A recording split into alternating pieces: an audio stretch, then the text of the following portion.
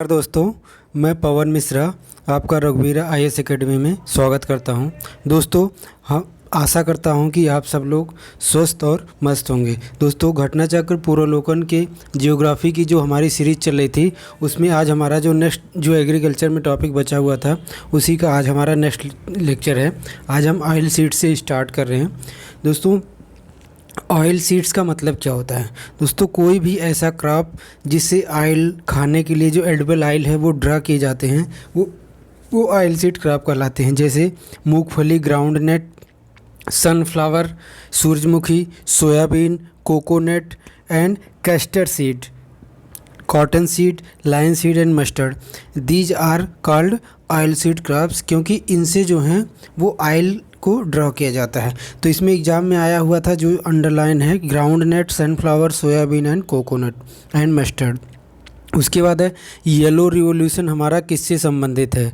दोस्तों, yellow revolution जो है, येलो को हम ऐसे याद रख सकते हैं कि जो हमारा मस्टर्ड सरसों का तेल होता है वो येलो कलर का होता है। तो yellow revolution is associated with production of oil seed.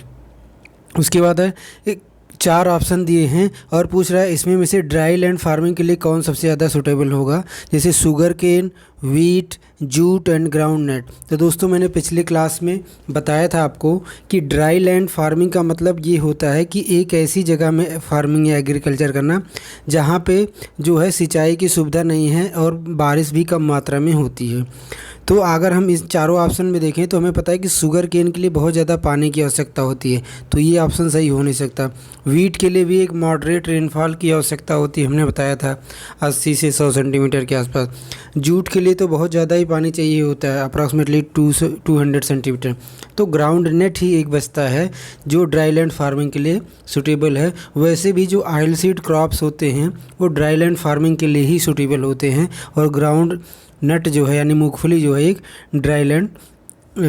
एक ऑयल सीड क्रॉप है। उसके बाद है कि pegging is a useful phenomena, किस चीज़ से रिलेटेड है? तो दोस्तों, पेगिंग जो है वो ग्राउंड नट के प्रोडक्शन की एक प्रोसेस है कल्टीवेशन की। तो पेगिंग जो है वो है पीनट से एसोसिएटेड है, ग्राउंड नट से। तो पी फैक्टर है पेगिंग एंड पीनट्स। उसके बाद है लीडिंग प्रोड्यूसर ऑफ सोयाबीन। दोस्तों, सोयाबीन का जो सबसे लार्ज लीडिंग प्रोड्यूसर कौन है प्रेजेंट टाइम में? अगर हम लेटेस्ट डेटा के अनुसार देखें तो जो सोयाबीन है, सोयाबीन में महाराष्ट्र जो है वो नंबर 1 पे है। ठीक है, सोयाबीन से हमें प्रोटीन मिलता है और प्रोटीन खाने से हम महाशक्तिशाली बन सकते हैं। तो हम इसको ऐसे लिंक करके याद रख सकते हैं कि leading producer of soybean is Maharashtra. उसके बाद है 3 largest producer of soybean. Soybean के 3 लार्जेस्ट प्रोड्यूसर कौन कौन से हैं? तो फर्स्ट तो अभी हमने देखा महाराष्ट्र है, दूसरे नंबर पे मध्य प्रदेश आता है। पहले मध्य प्रदेश हुआ करता था, लेकिन प्रेजेंट टाइम पे महाराष्ट्र है। तो महाराष्ट्र, मध्य प्रदेश एंड राजस्थान। तो इसका निमोनिक्स क्या हो जाएगा? MMR। उसके बाद है state occupying largest area under soybean cultivation. दोस्तों, अगर ये पूछता है कि जो सोयाबीन का कल्टीवेशन होता है उसमें लार्जेस्ट एरिया किस स्टेट के पास है, तो दैट इज़ मध्य प्रदेश। तो state occupying largest area under soybean cultivation is Madhya Pradesh. Actually जो 46% ऑफ टोटल सोयाबीन एरिया है, सोयाबीन सोन एरिया है, वो मध्य प्रदेश में है। मैंने अभी बताया आपको, पहले कुछ साल पहले तक जो मध्य प्रदेश ही नंबर 1 पे होता था, अभी 2 पे आ गया है। Presently total oil seed production कितना है? 36 मिलियन टन है। उसके बाद एक बहुत ही इंपॉर्टेंट क्वेश्चन आया है जो मल्टीपल टाइम रिपीटेड है कि largest producer of oil seed का लार्जेस्ट प्रोड्यूसर कौन है? तो दोस्तों, लार्जेस्ट प्रोड्यूसर जो है वो राजस्थान है, अपना largest oil seed producer Rajasthan है।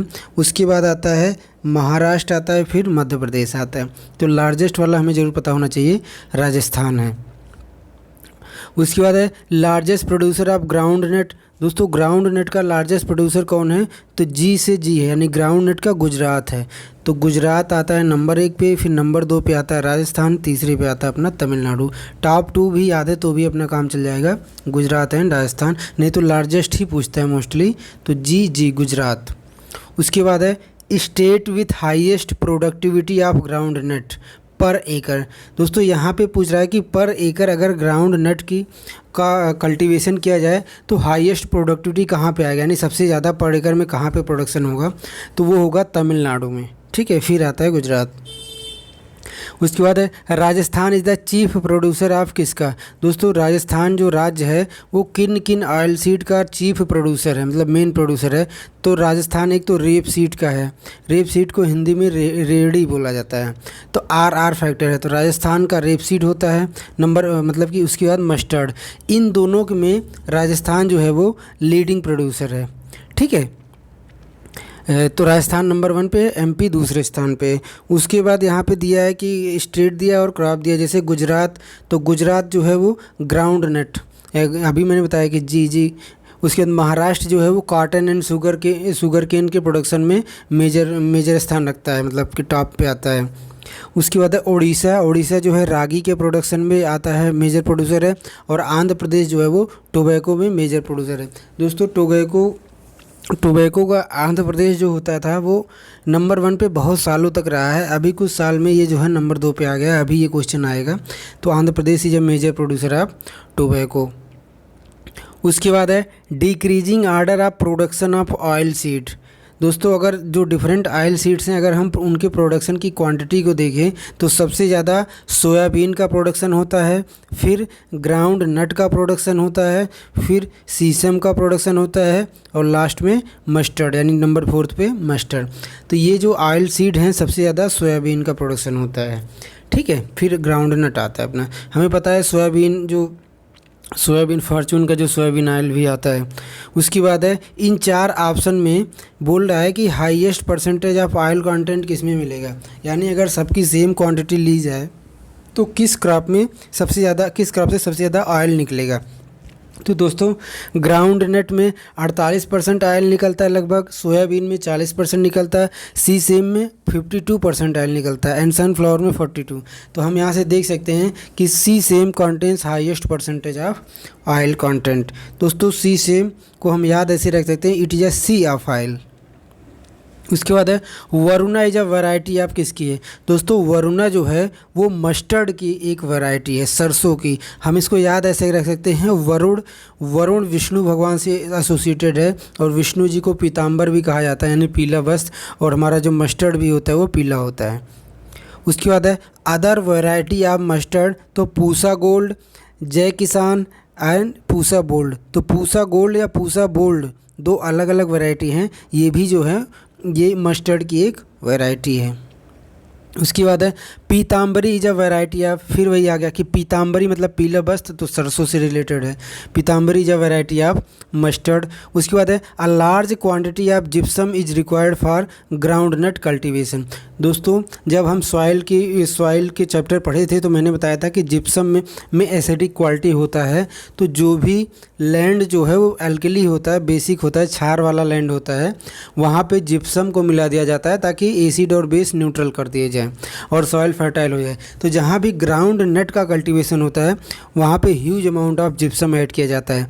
तो ग्राउंड नट और जिप्सम जी फैक्टर यहाँ भी है। ठीक है, उसके बाद एक बहुत ही इंपॉर्टेंट क्वेश्चन है कि कौशल किस क्रॉप की एक वैरायटी है। तो Kaushal is a improved variety of ground नट। तो के से कौशल और जी से ग्राउंड है, तो जी के हम ऐसे याद रख सकते हैं, जी के जनरल अवेयरनेस। तो जी से ग्राउंड नट है, के से कौशल है, जी के पढ़ो। ठीक है, उसके बाद है ग्राउंड नट की अदर वेराइटीज़ कौन कौन सी हैं। तो दोस्तों ग्राउंड नट की अदर वेराइटी हैं चित्रा 64 एंड चंद्रा। उसके बाद है Saif flower is a oil seed crop. जो सैफ फ्लावर होता है वो भी एक ऑयल सीड क्रॉप होता है। इसका जो नेम होता है साइंटिफिक, उसका साइंटिफिक नेम क्या है, ये साइंटिफिक नेम ही पूछता था। इसका साइंटिफिक नेम है कार्थेमस कार्थेमस टिंक्टोरियस। ये थोड़ा साइंटिफिक नाम है, तो साइंटिफिक नाम हमें पता है कि थोड़ा सा अजीब से ही होते हैं। तो कार्थेमस टिंक्टोरियस जो है इसका एक क्या है, साइंटिफिक नाम है। और सबसे ज़्यादा ये कहाँ पे प्रोड्यूस किया जाता है दोस्तों, सबसे ज़्यादा ये प्रोड्यूस किया जाता है महाराष्ट्र में। उसके बाद हमारा जो नेक्स्ट क्वेश्चन है, 1 मिनट, यहाँ पे एक क्वेश्चन और छूट गया शायद। हाँ नहीं नहीं, ठीक है ठीक है। उसके बाद हमारा जो है वो पल्सेस चैप्टर आ गया। यहाँ से ऑयल सीड ख़त्म हो गया। तो हमने देखा कि ऑयल सीड में जो मेनली था, ग्राउंड नट में गुजरात है, सोयाबीन में महाराष्ट्र है नंबर 1 पे, ठीक है। और टोटल 33 मिलियन टन के आसपास ऑयल सीड का इंडिया में प्रोडक्शन होता है, ठीक है। उसके बाद है पल्सेज की बात। उसके बाद इसमें मेजर पल्सेज से रिलेटेड कुछ क्वेश्चन आते हैं। तो इंडिया, फर्स्ट क्वेश्चन क्या है, India is a major producer and consumer of pulses. India जो है पल्सेज का एक मेजर प्रोड्यूसर भी है और इंडिया इसका एक कंज्यूमर भी है, क्योंकि पल्सेज जो होते हैं वो प्रोटीन के सोर्स होते हैं और इंडिया में ज़्यादातर पॉपुलेशन जो है वेजिटेरियन है, तो उनको प्रोटीन का सोर्स क्या, मीट के अलावा क्या दिखता है, पल्सेज दिखते हैं। तो इसीलिए पल्सेज की डिमांड इंडिया में बहुत ज़्यादा होती है। उसके बाद है पल्सेज, एक क्वेश्चन मल्टीपल टाइम रिपीटेड है कि pulses are usually not exported from India despite being a leading producer due to huge consumption. मैंने अभी बताया कि इंडिया में जो पल्सेज का प्रोडक्शन है, ह्यूज प्रोडक्शन होता है, लेकिन कंजप्शन भी ह्यूज हो जाता है, जिसके कारण ये क्या होते हैं, एक्सपोर्ट नहीं होते। तो क्वेश्चन आता है कि ह्यूज प्रोड्यूसर होने के बाद भी इंडिया में पल्सेज का एक्सपोर्ट क्यों नहीं होता। तो उसका कारण क्या है, because there is a huge consumption of pulses too. उसके बाद है एसर्शन एंड रीजनिंग का एक क्वेश्चन है कि India has a shortage of pulses but not of protein. India के पास पल्सेज की कमी है लेकिन प्रोटीन की नहीं। बिल्कुल सही ऑप्शन है, क्योंकि प्रोटीन के कई सारे सोर्स हैं, ना कि केवल पल्सेज हैं, जैसे मीट भी है, सोयाबीन भी है, ठीक है। तो एसर्शन तो बिल्कुल सही है। रीजनिंग क्या दे रहा है, इसका कारण क्या है, there is a priority in demand of pulses. अभी मैंने बताया कि पल्सेज का कंजप्शन बहुत ज़्यादा है, तो पल्सेज का डिमांड में प्रायोरिटी है, तो इसीलिए इंडिया में पल्सेज की कमी है। तो बिल्कुल सही है कि इंडिया में पल्सेज की कमी क्यों है, क्योंकि इंडिया में पल्सेज की डिमांड ज़्यादा है, लेकिन ऐसा नहीं कि पल्सेज ही केवल एक प्रोटीन के सोर्स हैं। तो दोनों स्टेटमेंट यहाँ पे क्या है दोस्तों, दोनों स्टेटमेंट यहाँ पे सही हैं, और जो रीजनिंग है, मतलब जो आर जो है वो ए को करेक्टली एक्सप्लेन भी करता है, ठीक है। उसके बाद है largest producer of pulses. Pulses का लार्जेस्ट प्रोड्यूसर कौन है, तो दोस्तों मध्य प्रदेश, जो करंट डेटा के हिसाब से 22-23 के डेटा के हिसाब से largest producer of pulses Madhya Pradesh है। एमपी फर्स्ट नंबर पे है। उसके बाद महाराष्ट्र दूसरी। यहाँ पे जो ऑर्डरिंग है वो एक्चुअली जो नोट्स बना था तो पुराना था, लेकिन जब हमने लेटेस्ट डेटा देखा तो उसको अरेंज किया है। तो एमपी जो है लार्जेस्ट प्रोड्यूसर ऑफ पल्सेज है, दूसरे नंबर पर महाराष्ट्र है और तीसरे नंबर पर राजस्थान है, ठीक है। वैसे ये डेटा बदलते रहते हैं, लेकिन आपको याद क्या रखना है, लार्जेस्ट प्रोड्यूसर तो एमपी अभी भी है और आने वाले समय में भी कुछ समय तक एमपी ही रहेगा, ठीक है। तो लार्जेस्ट प्रोड्यूसर ऑफ पल्सेज कौन है, वो मध्य प्रदेश है, ठीक है। यहाँ पे एक निमोनिक बना बहुत ज़्यादा पॉपुलर था उस समय की, जैसे जब हम पल्सेज खाते हैं तो प्रोटीन मिलता है, तो हम अंदर से यानी बीच से स्ट्रांग बनते हैं, यानी मध्य से स्ट्रांग बनते हैं, and Madhya Pradesh is the largest producer. उसके बाद है legume crops is able to fix nitrogen from air. मैं पिछले कई क्लासों में बता चुका हूँ कि लेग्यूम क्रॉप्स वे क्रॉप्स होते हैं जिनके रूट में राइजोबियम नामक बैक्टीरिया होता है, जो एटमॉस्फेयर से मिलने वाले नाइट्रोजन गैस का फिक्सेशन करके नाइट्रेट में कन्वर्ट करता है, ठीक है। तो ये जो लेग्यूम क्रॉप्स होते हैं ये वही दाल वाले क्रॉप होते हैं, जैसे यहाँ पे दिया तुर अरहर हो गया, जिसको पिजियन पी भी कहा जाता है। उसके बाद लेंटिल हो गया, मसूर, फिर ग्राम चना, उड़द हो गया, मूंग हो गया, एंड पी हो गया, मटर, ठीक है। तो ये जो मैंने बताया कि आपको जो राइजोबियम नामक बैक्टीरिया होता है उसको ज़रूरत एक एलिमेंट की होती है जिसको कहा जाता है, जिसकी जो माइक्रोन्यूट्रिएंट होता है उसका नाम क्या होता है, कोबाल्ट होता है। तो ये भी एग्जाम में पूछा गया था कि cobalt is essential for growing pulse crop as it is essential for symbiotic relation of rhizobium. तो जब भी कभी दाल का प्रोडक्शन किया जाएगा तो कोबाल्ट उसमें, उस सॉइल में कोबाल्ट का होना आवश्यक होता है, क्योंकि इनकी जड़ों में जो बैक्टीरिया होता है उसको उसकी आवश्यकता होती है सिम्बायोटिक रिलेशन के लिए, ठीक है। उसके बाद यहाँ पे क्रॉप्स दिए हैं और उनकी वैरायटीज़ दी गई हैं, ठीक है। क्रॉप्स दिए हैं और उनकी वैरायटीज़ दी गई हैं, जैसे ग्राउंड नट। तो ग्राउंड नट का वैरायटी एक क्या है, चंद्रा है, अभी हमने देखा था। तो ग्राउंड नट की एक वैरायटी चंद्रा है, और ऐसा कहा जाता है कि ग्राउंड से हम चंद्रमा तक जाएंगे, ठीक है। तो ग्राउंड चंद्रयान 3 हमारा मिशन भी अभी लॉन्च हुआ है। तो ग्राउंड नट की एक वैरायटी क्या है, चंद्रा है। लेंटिल की एक वैरायटी क्या है, पंत L 406। दोस्तों पंत जो है इंस्टीट्यूशन का नाम है, L स्टैंड्स फॉर लेंटिल, तो पंत L जो है लेंटिल की यानी मसूर की वैरायटी है। मस्टर्ड की वरुणा है, हम देख रहे हैं। अरहर की यहाँ पे छूट गया है, ये आगे आएगा। उसके बाद है मैंगो, मैंगो की वैरायटीज़ क्या है, नीलम और एक सूर्या। उसके बाद फील्ड पी की जो एक वैरायटी है वो सपना है, और ग्राउंड नट का क्या है, कौशल है, जी के, ये बार बार आ रहा है, आप देख रहे हैं। उसके बाद है दोस्तों, मैंने अभी बताया कि जो लेग्यूम क्रॉप्स होते हैं उनकी जड़ों में जो बैक्टीरिया होता है राइजोबियम में, वो नाइट्रोजन का फिक्सेशन करता है। लेकिन एक लेग्यूम क्रॉप इसका एक्सेप्शन होता है, जो है नाइट्रोजन का फिक्सेशन नहीं करता, एंड दैट इज जो आप चावल के साथ खाते हो, राजमा। तो pulses crop rajma doesn't fix atmospheric nitrogen. उसके बाद है balanced fertiliser ratio NPK for legume crops. दोस्तों जो लेग्यूम क्रॉप्स होते हैं उनके लिए NPK का रेशियो क्या है, इसको थोड़ा सा समझते हैं। देखिए इंडियन जो सॉइल है, इंडियन सॉइल में जो NPK का आइडियल रेशियो होता है, यानी नाइट्रोजन फास्फोरस एंड पोटास का जो रेशियो होता है वो 4:2:1 का होता है, ठीक है। लेकिन अब 4 नाइट्रोजन है, 2 P है, फास्फोरस है, K पोटास है। अब लेकिन जो लेग्यूम क्रॉप्स होते हैं दोस्तों, मैंने बताया कि लेग्यूम क्रॉप्स की जड़ों में राइजोबियम नाम का बैक्टीरिया पाया जाता है, तो नाइट्रोजन का फिक्सेशन करता है। तो ऐसी सॉइल में नाइट्रोजन तो अपने आप पैदा होता है, तो इसीलिए फर्टिलाइज़र को ऐसे फर्टिलाइज़र का यूज़ किया जाता है जिसमें नाइट्रोजन का कम मात्रा हो। तो NPK जो लेग्यूम क्रॉप्स के लिए आइडियल होता है वो क्या होता है, इनका आधा होना चाहिए, यानी अगर नाइट्रोजन 1 है तो बाकी PK क्या होना चाहिए, 2:2 होना चाहिए। तो 1:2:2 का रेशियो होना चाहिए, ठीक है। या इसको 0:1:1 भी कर सकते हैं, या 1:2:3 भी कर सकते हैं। मतलब मोरल ऑफ द स्टोरी क्या है, नाइट्रोजन जो है वो कम होगा, क्योंकि ये जो है नाइट्रोजन का फिक्सेशन करते हैं। उसके बाद है place of origin of red ग्राम। दोस्तों जो अरहर होता है, अरहर का ओरिजिन का स्थान इंडिया को माना जाता है। उसके बाद एक बहुत अच्छा इंपॉर्टेंट क्वेश्चन है कि मालवीय चमत्कार जो है किस क्रॉप की वैरायटी है। तो दोस्तों मालवीय चमत्कार जो है वो एक PGNP यानी अरहर की वैरायटी है, ठीक है। इसको याद ऐसे रख सकते हैं कि जो मदन मोहन मालवीय जी थे मदन मोहन मालवीय जी जो थे वो हमारे जो सनातन धर्म था और जो हिंदू कल्चर था उसको बहुत ज़्यादा प्रमोट करते थे। तो वो ये जो मीट वगैरह होते थे उनको अवॉइड करते थे और खाते थे वेजिटेरियन थे, तो अल्टरनेट सोर्स की तलाश में थे, मतलब अल्टरनेट सोर्स की मांग करते थे प्रोटीन की। तो मालवीय जी ने जो दाल खोजा, ठीक है, और मांस का अल्टरनेटिव प्रोटीन के लिए, तो हम ऐसे याद रख सकते हैं कि मालवीय चमत्कार क्या है, दाल की यानी अरहर की एक वैरायटी है।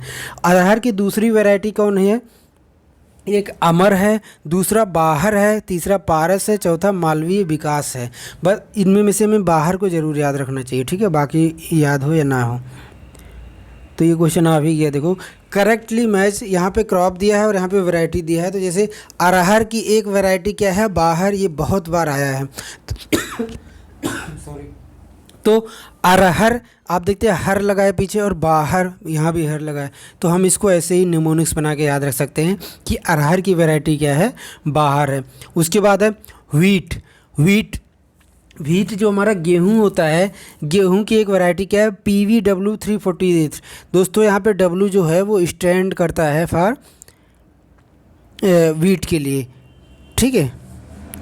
तो PV मतलब पैकेजिंग वैरायटी ऑफ व्हीट, ठीक है। पी का अपर्णा जो है, अभी हमने देखा था पी की एक वैरायटी अपर्णा होती है, और व्हीट की दूसरी वैरायटी क्या होगी, NW1014, ठीक है। W stand for wheat. उसके बाद है the leafless variety of P की जो लीफलेस वैरायटी यानी जो मटर होता है उसकी कौन सी वैरायटी होती है जिसपे पत्तियां नहीं होती हैं, केवल दाने ही दाने होते हैं, तो वो अपर्णा होता है। Aparna is a variety of P. ये भी क्वेश्चन 2-3 बार आ चुका है। उसके बाद कुछ करेक्ट स्टेटमेंट दिए हुए हैं, जैसे जो ब्लैक ग्राम होता है जिसको हिंदी में उड़द बोलते हैं, तो black gram can be cultivated as both kharif and rabi crop. हाँ, ये जो ब्लैक ग्राम होता है इसको हम एज अ रबी क्रॉप भी ग्रो कर सकते हैं और खरीफ सीजन में भी ग्रो कर सकते हैं। उसके बाद है इन लास्ट 3 डिकेड्स यानी पिछले 30 सालों में there has been marginal increase in production of kharif crops. जो पिछले 30 सालों में जो खरीफ क्रॉप्स है उनके प्रोडक्शन में बहुत कम इंक्रीज हुआ है, लेकिन production of rabi and pulses जो है वो इंक्रीज हुआ है नियरली 150%। यानी पिछले 30 साल में जो खरीफ क्रॉप्स हैं उनका प्रोडक्शन तो कम इंक्रीज हुआ है, लेकिन जो बहुत कम मतलब मार्जिनल इंक्रीज हुआ है, लेकिन जो रबी एंड पल्सेज हैं उनमें लगभग 150% जो है वो इंक्रीज हुआ है। ठीक है, उसके बाद है ग्रीन ग्राम यानी जो मूंग होता है accounts for nearly 14% of total crops. जो ग्रीन ग्राम होता है वो नियरली टोटल पल्सेज का कितना होता है 40% होता है। ठीक है, अब उसके बाद यहाँ से हमारा जो है वो क्या हो गया, सिल्क वाला चैप्टर स्टार्ट हो गया। ये भी एक इम्पॉर्टेंट टॉपिक है। तो सिल्क क्राफ्ट, ठीक है, तो सिल्क में क्या है कि सबसे फर्स्ट दोस्तों सिल्क क्या होता है, सिल्क वही होता है जो रेशम के कीड़े के द्वारा पैदा किया जाता है। ठीक है, तो इंडिया में हर टाइप के सिल्क को मिलता है। तो अगर क्वेश्चन आता है कि largest silk producing state India का कौन है, यानी इंडिया में सबसे ज़्यादा सिल्क कहाँ पे पैदा किया जाता है, तो दोस्तों इंडिया में सबसे ज़्यादा जो सिल्क है वो पैदा किया जाता है कर्नाटक में। तो largest silk producing state is Karnataka. अब कर्नाटक के बारे में 2-3 फैक्ट और देख लो।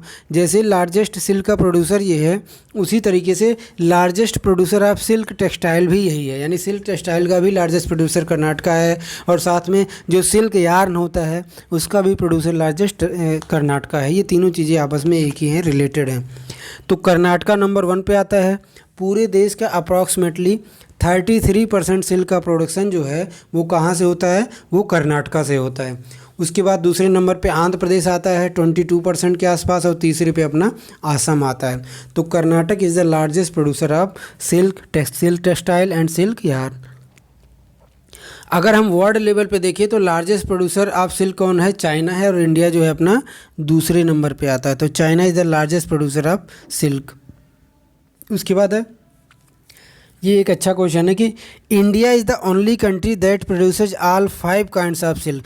दोस्तों सिल्क के जितने भी 5 प्रकार होते हैं, मेनली 5 प्रकार के होते हैं सिल्क, वो इंडिया एक ऐसा कंट्री है जिसमें ये 5 प्रकार के सिल्क पैदा किए जाते हैं। जैसे mulberry silk, eri silk, muga silk, tropical tussar silk and temperate tussar silk.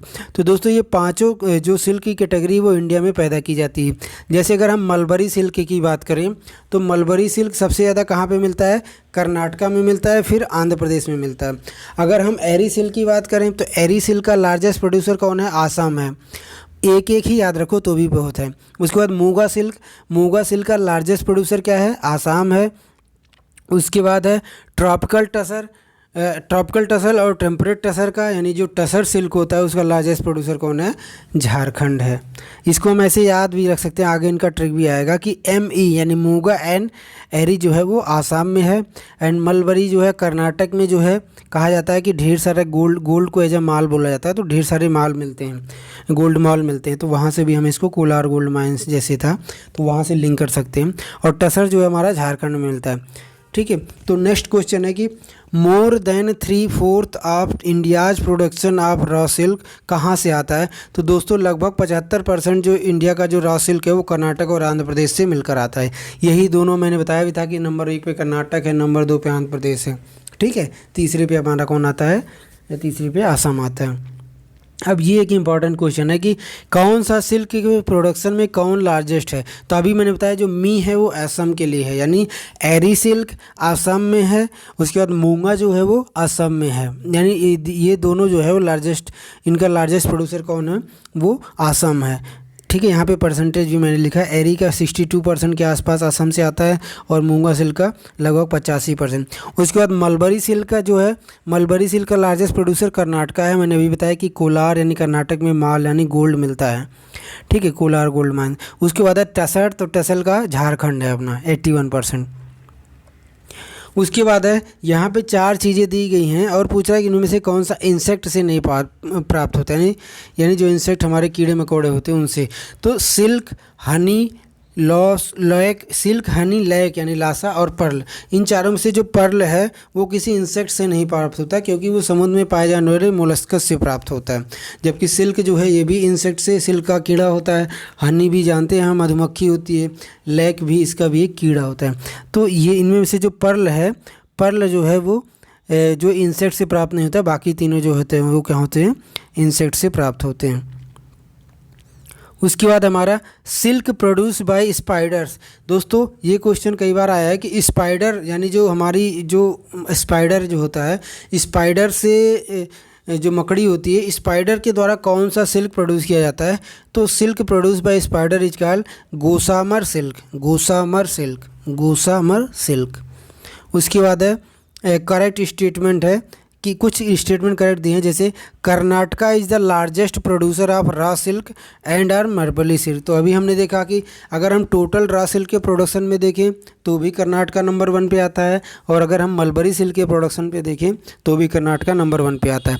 उसके बाद है Jharkhand is the largest producer of tasar silk. अभी हमने देखा कि झारखंड जो है दोनों टाइप के टसल, चाहे ट्रॉपिकल टसर हो या टेम्परेट टसर हो, इसके प्रोडक्शन में नंबर 1 पे आता है। Assam is the largest producer of eri silk, ये भी हमने देखा। And Assam is the largest producer of muga silk, ये भी हमने देखा। तो ये वही रिपीटेड क्वेश्चन ही है। उसके बाद है largest producer of oak tussar. जो दोस्तों जो ओक टसर का लार्जेस्ट प्रोड्यूसर है वो कौन है, मणिपुर है। दोस्तों जो टसर सिल्क होता है उसी में एक कैटेगरी होती है स्पेशल ओक टसर की, जो एक्चुअली हाइब्रिड वैरायटी होती है। तो इसका जो लार्जेस्ट प्रोड्यूसर है वो कौन है, मणिपुर है। तो हमें याद हो गया होगा कि मलबरी सिल्क का लार्जेस्ट प्रोड्यूसर कर्नाटका है, मूगा एंड एरी का असम है, एंड टसर का झारखंड है, और इंडिया जो है सेकेंड लार्जेस्ट प्रोड्यूसर है टोटल सिल्क का।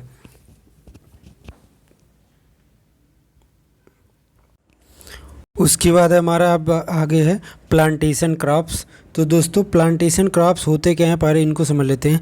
प्लांटेशन यानी जिन क्रॉप के प्लांट लगते हैं लार्ज स्केल पे, यानी जिनके पौधे लगाए जाते हैं लंबे स्तर पे, बड़े बड़े क्षेत्रों में खेती होती है, उनको प्लांटेशन क्रॉप्स कहते हैं। तो जिनके प्लांट लगते हैं on a large scale and they are not for food consumption rather than to sell in market. ये जो बड़े बड़े प्लांट इनके लगाए जाते हैं वो किसी फूड कंजप्शन के लिए नहीं लगाए जाते, बल्कि मार्केट में सेल करने के लिए। तो प्लांटेशन क्रॉप जो है वो कैश क्रॉप या कॉमर्शियल क्रॉप की एक कैटेगरी होती है जिसमें प्लांट लगाए जाते हैं। ठीक है, जैसे कॉफ़ी के पेड़ लगते हैं, रबड़ के पेड़ लगते हैं, टी के पेड़ लगते हैं, तो ये सब क्या है, प्लांटेशन क्रॉप्स हैं, बनाना के लगते हैं। तो जो फर्स्ट हमारा क्वेश्चन है वो है कि नेशनल हार्टिकल्चर बोर्ड जो है वो कब बनाया गया था। तो दोस्तों नेशनल हार्टिकल्चर बोर्ड जो है वो बनाया गया था 1984 में, और इसका हेडक्वार्टर कहाँ पे है, तो इसका हेडक्वार्टर गुरुग्राम हरियाणा में है। तो नेशनल हार्टिकल्चर बोर्ड कहाँ पे है, गुरुग्राम में है, 1984 में बनाए गए थे। उसके बाद है लार्जेस्ट कॉफ़ी प्रोड्यूसर। तो कर्नाटक जो है वो लार्जेस्ट कॉफ़ी प्रोड्यूसर है, पूरे देश का लगभग 71% कॉफ़ी कर्नाटक से आता है। दूसरे नंबर पे केरला आता है, तीसरे नंबर पे तमिलनाडु आता है। चूँकि दोस्तों कॉफ़ी जो है वो एक ट्रॉपिकल क्रॉप है, तो ट्रॉपिकल स्टेट में इंडिया के जो ट्रॉपिकल साउदर्न स्टेट ही हैं, प्लस हिली एरिया भी चाहिए होता है, तो ये इन्हीं तीनों राज्यों में मिलते हैं, Karnataka, Kerala and Tamil Nadu, coffee for Karnataka. उसके बाद है largest area under coffee cultivation. अगर हम एरिया वाइज देखें तो भी कर्नाटक में ही सबसे ज़्यादा एरिया कॉफ़ी के अंतर्गत होता है, फिर केरला आता है। तो ऑर्डर सेम ही है, कर्नाटक, केरला एंड तमिलनाडु। उसके बाद है both tea and coffee are grown in hilly slopes with some differences. दोस्तों जो कॉफ़ी हो चाहे टी हो वो पर्वतों के ढलानों पे बोए जाते हैं, लेकिन इनमें कुछ डिफरेंस होता है। जैसे coffee plant requires a hot and humid climate of tropical area. जो कॉफ़ी क्रॉप होता है वो एक ट्रॉपिकल क्रॉप होता है, तो इसको एक ट्रॉपिकल क्रॉप में हमें पता है कि हॉट एंड ह्यूमिड क्लाइमेट होता है। ठीक है, वो इक्वेटर के आसपास वाले, तो हॉट एंड ह्यूमिड क्लाइमेट होता है। While T can be cultivated in both tropical and सब ट्रॉपिकल एरिया। तो दोस्तों ये बहुत ही अच्छा क्वेश्चन है कि हमें पता है कि जो कॉफ़ी होता है इंडिया में कहाँ है, कर्नाटक, केरल एंड तमिलनाडु हैं। ये जो हैं वो ट्रॉपिकल स्टेट्स हैं जहाँ पे हॉट एंड ह्यूमिड क्लाइमेट होता है। तो लेकिन जो टी होता है, टी जो है वो ट्रॉपिकल में भी ग्रो किया जा सकता है और सब ट्रॉपिकल में भी ग्रो किया जाता है। जैसे अगर हम ट्रॉपिकल की बात करें तो इंडिया में कर्नाटक में बोया जाता है, टी भी होता है। लेकिन अगर सब ट्रॉपिकल की बात करें तो देखो आसाम में जो दार्जिलिंग वाला असम हो गया, आसाम टी आता है, या फिर वेस्ट बंगाल में जो दार्जिलिंग वाला क्षेत्र हो गया। ठीक है, तो जो टी है वो ट्रॉपिकल और सब ट्रॉपिकल दोनों क्षेत्रों में आएगा। दोस्तों सब ट्रॉपिकल का मतलब क्या होता है कि ट्रॉपिक ऑफ कैंसर से ऊपर वाले। जैसे इंडिया में हमें पता है कि ट्रॉपिक ऑफ कैंसर जो है वो अप्रॉक्सीमेटली मिड से होके जाती है 8 राज्यों से मिलकर। ठीक है, उसके बाद है, तो फर्स्ट स्टेटमेंट करेक्ट है। उसके बाद दूसरा क्या है, coffee is propagated bye seeds but T is propose by stem cutting. ये भी बिल्कुल सही है कि जो कॉफ़ी है वो जो है वो सीड से प्राप्त होता है, सीड से बोया जाता है, लेकिन जो टी होता है वो किससे प्रोपोगेट होता है, वो जो होता है स्टेम कटिंग से प्राप्त होता है। ठीक है, हमें पता है कि कॉफ़ी जो पत्ती, टी के चाय के पत्ते होते हैं और कॉफ़ी के सीड होते हैं, ये भी हमें पता ही है। ठीक है, उसके बाद है Chikmagalur. Chikmagalur of Karnataka is well known for coffee production. ठीक है, and Monday district is known by for sugar. तो कर्नाटक में जो चिकमंगलूर है वो कॉफ़ी के लिए फेमस है, और जो मंडे डिस्ट्रिक्ट है वो किसके लिए फेमस है, मंडे डिस्ट्रिक्ट शुगर के लिए होता है। उसके बाद है coffee growing area of Karnataka. Karnataka में कौन किस किस डिस्ट्रिक्ट या एरिया में कॉफ़ी ग्रो किया जाता है, तो अभी हमने देखा कि चिकमंगलूर जो है, चिकमंगलूर में एक्चुअली चिकमंगलूर इंडिया का वो प्लेस है जहाँ पे फर्स्ट टाइम कॉफ़ी ग्रो किया गया। तो अगर ये क्वेश्चन आता है कि in India coffee was first time कहाँ पे ग्रोन किया गया था, तो इंडिया में पहली बार कॉफ़ी जो है वो चिकमंगलूर में ही ग्रो किया गया था। उसके बाद आता है कुर्ग डिस्ट्रिक्ट में है और बाबा बुदन हिल्स में है। ठीक है, उसके बाद है टी एंड रबर से रिलेटेड क्वेश्चन है। जैसे अगर हम टी के प्रोडक्शन में देखें तो पूरे वर्ल्ड में चाइना नंबर 1 पे है, इंडिया दूसरे पे है, केन्या तीसरे पे है। तो टी प्रोडक्शन वाइज अगर देखें तो चाइना नंबर 1 पे आता है, चाय से चाइना, उसके बाद इंडिया, फिर केन्या। लेकिन अगर टी का दोस्तों एक्सपोर्ट देखिए, अगर चाइना में टी का प्रोडक्शन होता है खूब, तो चाइना और इंडिया में खूब प्रोडक्शन के साथ खूब कंजप्शन भी होता है, तो ये लोग ज़्यादा एक्सपोर्ट नहीं कर पाते क्योंकि यहाँ की फूड हैबिट में चाय होता है। लेकिन जो केन्या जो कि तीसरे नंबर पे प्रोडक्शन पे आता है, वहाँ पे चाय की इतनी डिमांड नहीं होती, वहाँ के लोग इतना चाय नहीं पीते, तो इसीलिए केन्या जो है वो टॉप एक्सपोर्टर हो जाता है टी का। तो अगर एक्सपोर्टर देखें टी का, तो नंबर 1 पे केन्या आएगा, दूसरे पे चाइना आएगा, तीसरे पे श्रीलंका और इंडिया अपना चौथे पे आएगा। ठीक है, तो केन्या जो है टॉप एक्सपोर्टर है आप टी का। इंडिया में अगर देखें तो टी का प्रोडक्शन है सबसे ज़्यादा आसाम में होता है, फिर वेस्ट बंगाल में होता है, फिर तमिलनाडु में होता है। तो आसाम में सबसे ज़्यादा टी होता है, तो largest producer of T in India is Assam, फिर वेस्ट बंगाल। आसाम में हम पढ़ते हैं आसाम टी होता है, या हम इसको निमोनिक्स में से याद रखते हैं कि आसाम में टी पीते हैं। तो आसाम जो है टी के प्रोडक्शन में नंबर 1 पे है, फिर वेस्ट बंगाल की जो दार्जिलिंग टी है और दूसरे टाइप की टी है, और तमिलनाडु फिर है। उसके बाद है from the export of T cash crops maximum foreign exchanges earn. दोस्तों अगर ये पूछा जाता है कि कौन सा ऐसा कैश क्रॉप है जिसके एक्सपोर्ट से मैक्सिमम फॉरेन एक्सचेंज यानी मैक्सिमम डॉलर कमाया जाता है इंडिया में, तो वो टी ही है, फ्रॉम टी। ठीक है, उसके बाद है T is produce more than it's needs in India. T के बारे में एक करेक्ट स्टेटमेंट दिया है कि टी जो है वो इंडिया में जितना नीड होता है उससे ज़्यादा प्रोड्यूस होता है, तभी थोड़ी बहुत मात्रा में इंडिया में क्या कर दिया जाता है, ये एक्सपोर्ट भी कर दिया जाता है। ठीक है,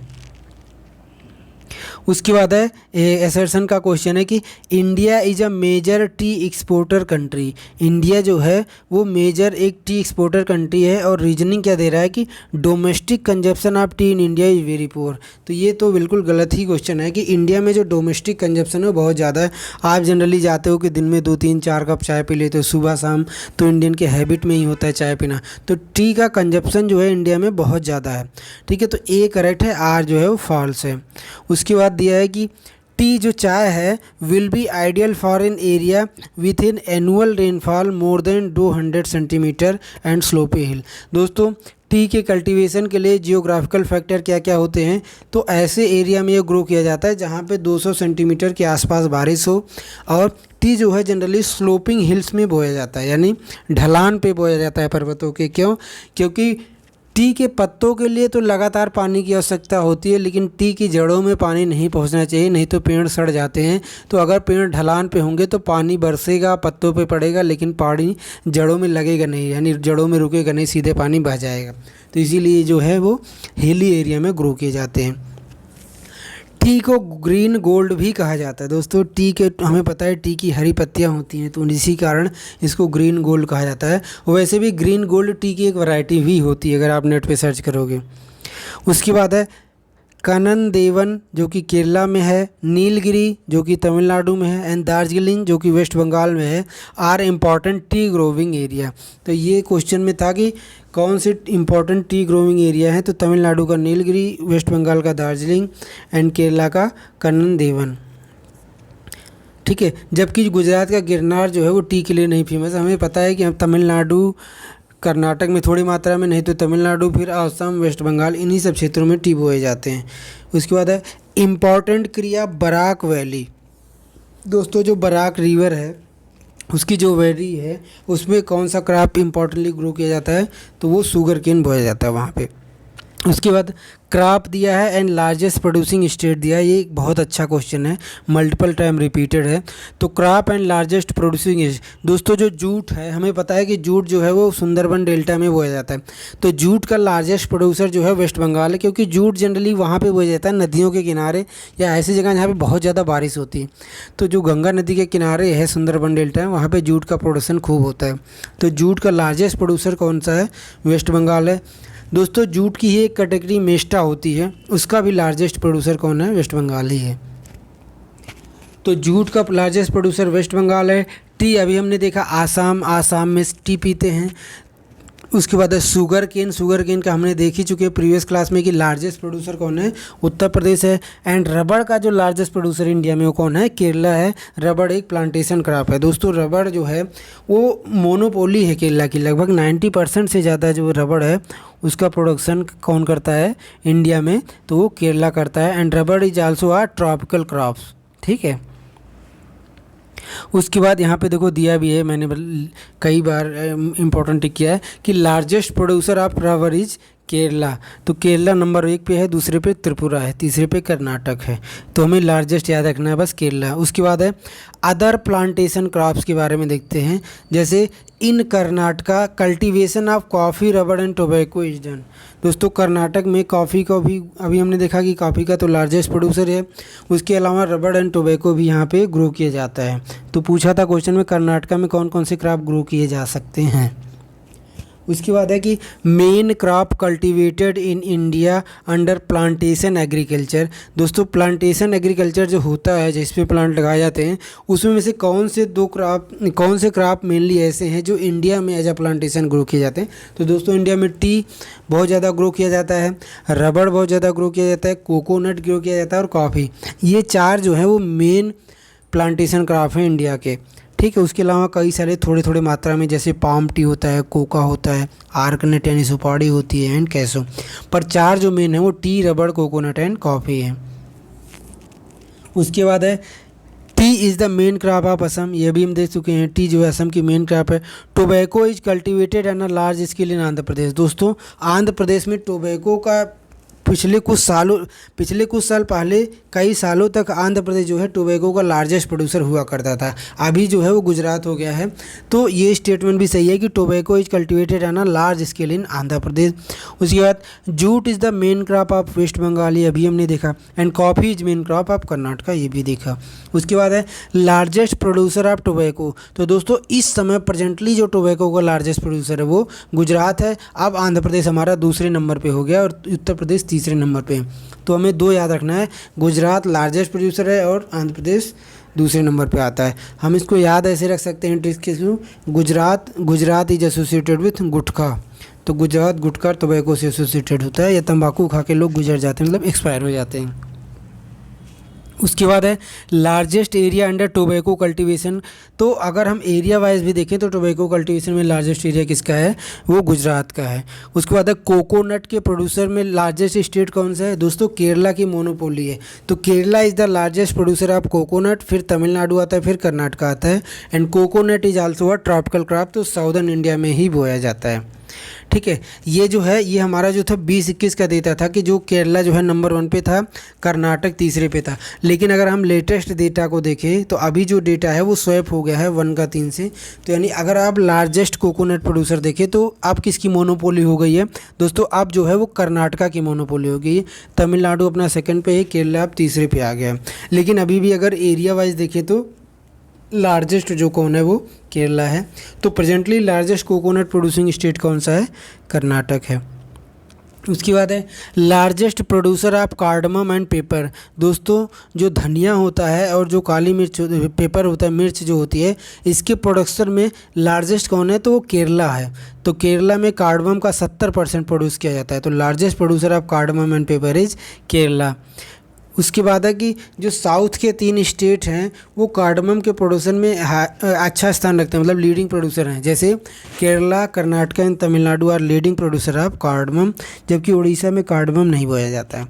ठीक है, ये ऑप्शन में दिया था कि कौन से तीनों में बोया जाता है और एक में नहीं बोया जाता। उसके बाद है Kerala is famous in world for cultivating spices. तो केरला जो है पूरे वर्ल्ड में किस चीज़ के कल्टीवेशन के लिए फेमस है? दोस्तों केरला पूरे वर्ल्ड में स्पाइसेस के कल्टीवेशन के लिए फेमस है। हमें पता होगा कि हम जब हिस्ट्री पढ़ते हैं तो प्राचीन काल में भी रोमन के साथ जो हमारा ट्रेड होता था वो जो केरला में मुजरिस ट्रेड था, मुजरिस पोर्ट था, वहाँ से होता था। और मेजर जो एक्सपोर्ट था वो क्या था? मसालों का ही था। तो केरला को जो है वो गार्डन ऑफ स्पाइसेज कहा जाता है। तो इंडिया में किस स्टेट को गार्डन ऑफ स्पाइसेज कहा जाता है?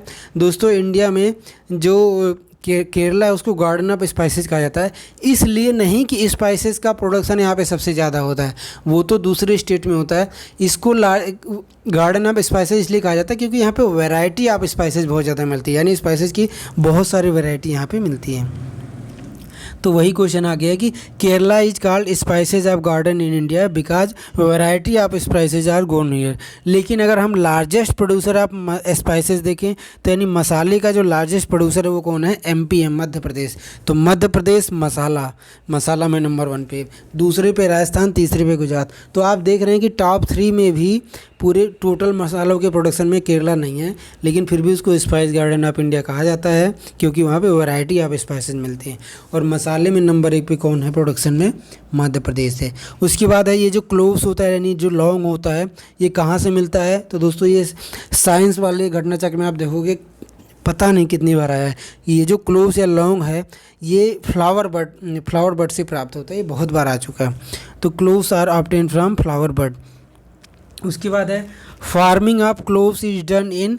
क्लोव की जो खेती है कहाँ कहाँ पे की जाती है? तो केरला में की जाती है, कर्नाटक में की जाती है, तमिलनाडु में किया जाता है, लेकिन उत्तर प्रदेश में नहीं किया जाता बिकॉज ये ट्रॉपिकल क्रॉप्स होते हैं, उत्तर प्रदेश में नहीं हो सकता है। ठीक है, उसके बाद है क्रॉप दिया और स्टेट दिया, ये क्वेश्चन हम देख चुके हैं आगे। जूट में वेस्ट बंगाल है, टी में आसाम है, रबड़ में केरला एंड शुगर केन में यूपी है। उसके बाद है conditions for growing black pepper. दोस्तों जो काली मिर्च होती है उसको काली मिर्च को ग्रो करने के लिए कंडीशन कौन सी अच्छी होती है? दोस्तों हमें पता है कि केरला जो है लार्जेस्ट प्रोड्यूसर है ब्लैक पेपर का, तो वहाँ पे जिस टाइप की कंडीशन होगी उसी टाइप की उसकी कंडीशन की ज़रूरत होगी, तभी वहाँ पे इतना ज़्यादा ग्रो किया जाता है। तो केरला की कंडीशन देखो यही है कि हॉट एंड मॉइस्ट क्लाइमेट होना चाहिए। ये तो है क्योंकि ये एक ट्रॉपिकल स्टेट है इंडिया का, इक्वेटर के बिल्कुल पास में है।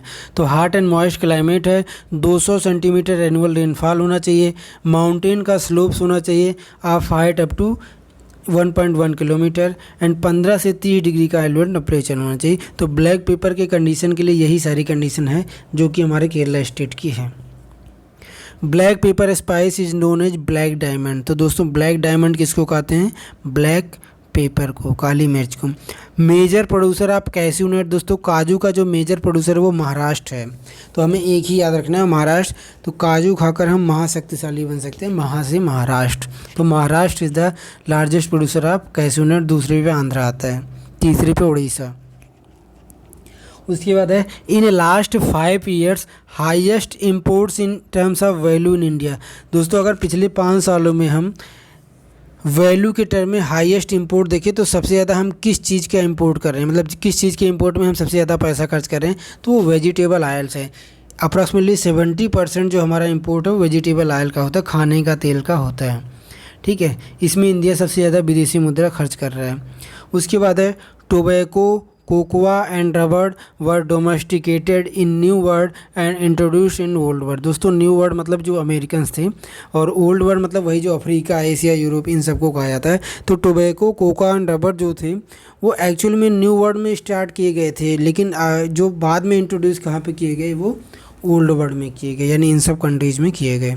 ये उपनिवेश, वो जो हमारा कोलोनलिज्म था यानी उपनिवेशीकरण था, उसके दौरान ये सब चीज़ें किया गया था। उसके बाद हमारा एक छोटा सा चैप्टर बचता है इसका, झूमिंग कल्टीवेशन। दोस्तों झूमिंग कल्टीवेशन को कई नाम से जाना जाता है, जैसे स्लैश एंड बर्न एग्रीकल्चर, या फिर ये होता है, एक तो होता है कि यही होता है कि झूमिंग, स्लैश एंड बर्न, या फिर और छोटे कई अलग अलग राज्यों में अलग अलग नाम से जाने जाते हैं जो अभी आएगा, जैसे एक पैदा नाम से भी जाना जाता था। तो झूमिंग, झूम और पैदा सिस्टम क्या होता है, cutting of jungles and leaving it dry. दोस्तों झूमिंग खेती में क्या किया जाता है कि जो ट्राइबल लोग होते हैं वो किसी स्थान पे जंगल को काट देते हैं, फिर उसको सूखने के लिए छोड़ देते हैं। जब वो पेड़ वहाँ पे डिकम्पोज हो जाता है तो वहाँ की सॉइल न्यूट्रिएंट हो जाती है, फिर कुछ साल तक वहाँ पे खेती करते हैं जब तक कि वहाँ की सॉइल जो है पैदावार नहीं देने लगती। जब वो पैदावार देना बंद कर देती है तो उस स्थान को छोड़ के चले जाते हैं और यही जंगल को काटने, सुखाने और ग्रो करने का काम कहीं दूसरे स्थान पे करते हैं। तो तब तक वो करते हैं, तब तक जो पहले जो यहाँ पे खाली किए थे वो भी फिर से रीग्रो हो जाता है, तो फिर वहाँ पे आ जाते हैं। तो इसी तरीके से एग्रीकल्चर किया जाता है ये वाला। तो झूमिंग इज प्रैक्टिस्ड मोस्टली कहाँ पे दोस्तों, सबसे ज़्यादा झूमिंग का प्रैक्टिस जो होता है वो नॉर्थ ईस्ट स्टेट में होता है, लेकिन नॉर्थ ईस्ट स्टेट में सबसे ज़्यादा नागालैंड में होता है। तो hilly area of north east में झूमिंग होता है, जो सबसे ज़्यादा नागालैंड में होता है। तो वैसे तो नागालैंड में भी होता है, अरुणाचल प्रदेश में भी होता है, मेघालय में भी होगा, आसाम में भी होगा, ठीक है, लेकिन सबसे ज़्यादा कहाँ पर होगा, नागालैंड में होगा। उसके बाद है एरिया और शिफ्टिंग कल्टीवेशन का नाम क्या है। तो दोस्तों जो वेस्टर्न घाट यानी जो महाराष्ट्र वाला क्षेत्र है वहाँ पे शिफ्टिंग कल्टीवेशन को कुमारी कहा जाता है। कुमारी, हम इसको याद रख सकते हैं कि मीना कुमारी एक एक्टर थी बॉलीवुड की, और बॉलीवुड महाराष्ट्र में है। तो वेस्टर्न घाट की शिफ्टिंग कल्टीवेशन क्या है, कुमारी है। उसके बाद है साउथ ईस्ट राजस्थान। तो दोस्तों साउथ ईस्ट राजस्थान जो है वहाँ पे वाल्टर जो है, वाल्टर नाम से जाना जाता है सिल्ट्री कल्टीवेशन को। हम इसको याद ऐसे रख सकते हैं कि अरावली में वाल की ट्री लगाना, ठीक है, अरावली में जो वाल है यानी जो अरावली पर्वत की जो दीवार है वहाँ पे जो ट्री है उनको जलाया जाता है। तो अरावली के वाल की ट्री जलाना यानी वाल ट्री। उसके बाद है नॉर्थ ईस्ट इंडिया में झूम कहते हैं, हमने अभी देखा। एंड एमपी एंड छत्तीसगढ़ में इसको कहा जाता है दहिया कहा जाता है, दहिया। तो Dahiya is the name of jhuming cultivation in Madhya Pradesh and Chhattisgarh. उसके बाद शिफ्टिंग कल्टीवेशन और स्टेट को मैच कराया है, ये 2 बार 2022 यूपीपीसीएस प्रीलिम्स में भी आ चुका है कि शिफ्टिंग कल्टीवेशन, जैसे पोंडू। तो पोंडू कहाँ पे है, पोंडू जो है नाम है उड़ीसा में शिफ्टिंग कल्टीवेशन का, तो पोंडू है उड़ीसा में। उसके बाद है मासा, मासा कहाँ पे, मध्य प्रदेश में, एमएम से देख सकते हैं मासा कहाँ पे है, मध्य प्रदेश में। पूनम, पूनम की कली, तो पूनम कहाँ पे है, केरला में है। उसके बाद है बीरा, बीरा कहाँ है, एमपी में है। झूम, झूम हमने अभी देखा नॉर्थ ईस्ट स्टेट यानी आसाम में है। एंड चापचार कूट, तो चापचार कूट कहाँ पे है, मिजोरम में है। तो 4 हमें याद रखना है, पोंडू उड़ीसा में है, मासा मध्य प्रदेश में है, पूनम केरला में है, झूम असम में है, चापचार कूट मिजोरम में है। ये हम 2-3 बार आ चुका है यूपीपीसीएस में, तो ये बहुत इंपॉर्टेंट है। याद रखने का तरीका इसको वही है कि मासा, एम से एमपी, फिर पूनम की कली, कली से केरला, तो पूनम कली, पूनम कहाँ से, केरला में। पोंडू कहाँ पे है, उड़ीसा में। एंड चापचर कूट, चापचर कूट तो हम मिजोराम में राम आता है, चापचर में 4 आता है, तो राम के 4 भाई थे, तो इसे हम इसको लिंक कर सकते हैं। चापचर कूट कहाँ पे है, मिजोराम में है। उसके बाद है हमारा एक क्वेश्चन इसमें और था नहीं, इतना ही था। उसके बाद यहाँ पे हमारा एग्रीकल्चर का जो मेन टॉपिक था, जितने चैप्टर थे, चाहे वो रबी क्रॉप हो, खरीफ क्रॉप हो, ऑयल सीड हो, कैश क्रॉप हो, प्लांटेशन क्रॉप्स हो, टी, कॉफ़ी, रबर, सबका हमने जो क्वेश्चन थे सारे कवर कर लिए। अब एग्रीकल्चर का एक मिसलेनियस चैप्टर है जिसको हमें देखना है। उसके बाद जो हमारा जो चैप्टर बच रहा है इसमें वो एग्रीकल्चर का मिसलेनियस है एंड एनिमल हस्बेंड्री है। तो ये अप्रॉक्सीमेटली जो है हमारा 1 क्लास और लेगा, यानी ये 1 घंटे के आसपास का भी और लेक्चर बच रहा है इसमें, 40 से 45 मिनट का। तो इसको हम जो है वो नेक्स्ट क्लास में देखते हैं। आज इतना ही रखते हैं, नहीं तो वीडियो बहुत ज़्यादा लंबी हो जाएगी। तो बहुत ज़्यादा लंबी होने से वीडियो क्या होता है, लोगों का इंटरेस्ट कम हो जाता है और वो देखना नहीं चाहते हैं, ठीक है। तो आज की क्लास यहीं तक रखते हैं दोस्तों। आपको अगर ये चैनल पसंद आ रहा है तो प्लीज़ लाइक एंड सब्सक्राइब करिए, और जो भी आप नेक्स्ट वीडियो जिन चीज़ों पे चाहते हो, जैसे कुछ लोगों ने बोला था कि हम सर स्ट्रेटजी पे वीडियो बना दीजिए, आर ओ के, यूपीएससी के, यूपीपीसीएस के, तो इन सब की स्ट्रेटजी का वीडियो भी मैं कुछ दिन में लाने वाला हूँ। अभी एक्चुअली थोड़ी सी व्यस्तता है तो इस कारण बहुत ज़्यादा समय नहीं दे पा रहा हूँ, लेकिन आने वाले समय में मैं बहुत ही डाइवर्स तरीके से और एकदम प्रैक्टिकल चीज़ों को कैसे इम्प्लीमेंट करते हैं, ना कि एक हाइपोथेटिकल तरीके से चीज़ों को डिस्कस करूँगा। दोस्तों घटना चक्र ऐसे भी डिस्कस किया जा सकता है कि सिंपली हम कोई बुक उठा लिए और फिर क्वेश्चन पढ़ते चले गए, आंसर बताते चले गए, लेकिन वो कुछ होता नहीं है, उससे बहुत ज़्यादा फ़ायदा होता नहीं, जो कि मैं भी एग्ज़ाम कई बार दे चुका हूँ, निकाल चुका हूँ, और आप भी दे रहे होंगे तो अनुभव कर ही रहे होंगे। तो ये जो सीरीज़ है ये बहुत ही अच्छी सीरीज़ है, बस आप लोगों से और शेयर करिए, लोगों को बीच और स्प्रेड करिए, लाइक करिए, सब्सक्राइब करिए, ताकि मुझे भी थोड़ा सा मोटिवेशन मिले और मैं भी अच्छे एफिशिएंसी से इस पर काम कर सकूं। ठीक है दोस्तों, तो आज की क्लास इतना ही है। धन्यवाद।